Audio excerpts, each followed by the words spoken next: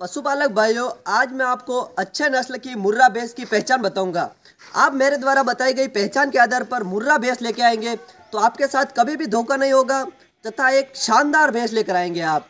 और पशुपालक भाइयों, मैं आपको बता देना चाहता हूं कि मुर्रा नस्ल है वो डेयरी फार्मिंग के लिए सबसे शानदार नस्ल है और सबसे ज़्यादा प्रॉफिटेबल नस्ल है।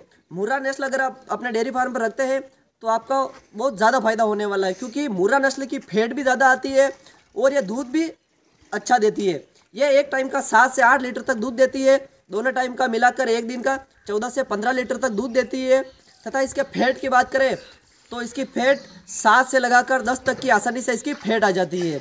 मुर्रा नस्ल की अगर पहचान की बात करें तो इसकी सबसे बड़ी पहचान इसके सींग होते हैं।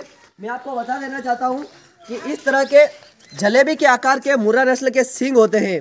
सींग देखकर आप आसानी से पहचान कर सकते हैं कि ये मुर्रा नस्ल है।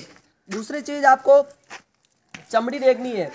चमड़ी एकदम चमकीली होनी चाहिए तथा एकदम मुलायम होनी चाहिए। इसके अलावा आप पूंछ देखकर भी पहचान कर सकते हैं। इस तरह की पूंछ होती है मुर्रा भैंस की। पूंछ हमेशा लचीली होनी चाहिए। जितनी लचीली और फ्लेक्सिबल पूंछ होती है, ये देखिए एकदम फ्लेक्सिबल पूंछ है। जितनी फ्लेक्सिबल पूंछ होगी वो भैंस उतनी ज़्यादा दुधारू भैंस होगी, वो उतना ज़्यादा दूध देती है। उसके अलावा अगर आप भैंस लेना चाहिए तो आपको उसका अड्डर देखना है। इसको अड्डर कहते हैं।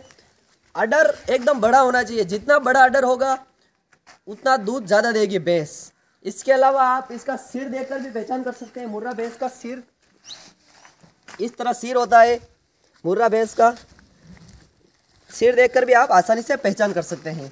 अगर इस तरह आप ये सारी पहचान देखकर भैंस लाते हैं तो आपके साथ भैंस खरीदने में कभी भी धोखा नहीं होगा तथा आप एक शानदार भैंस लेके आएंगे जो आपके डेयरी फार्म पर हमेशा प्रॉफिट जनरेट करेगी।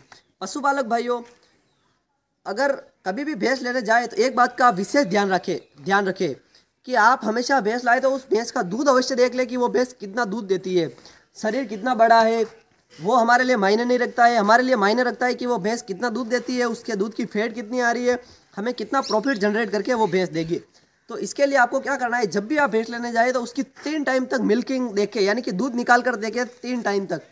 उसके लिए दूध को भी आप हमेशा वजन करें कि कितना दूध दे रही है। पशुपालक भाई, हम क्या करते हैं कि दूध भैंस लेने जाते हैं तो बाल्टी में दूध देखकर अंदाजा लगा लेते हैं कि ये भैंस कितना दूध दे रही है, लेकिन वो सही मेथड नहीं है, क्योंकि बाल्टी में ताज़ा निकाले हुए दूध के झाग रहते हैं तो हमें लगता है कि ज़्यादा दूध है।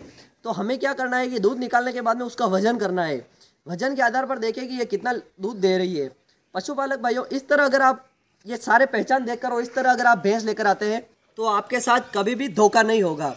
आशा करता हूं कि जानकारी अच्छी लगी होगी। अगर जानकारी अच्छी लगी हो तो वीडियो को लाइक कर देवे, चैनल को सब्सक्राइब कर देवे तथा बेल आइकन को ऑन कर देवे, ताकि आपको पशुपालन से संबंधित ऐसी साइंटिफिक जानकारी समय समय पर प्राप्त होती रहे। जय जवान जय किसान।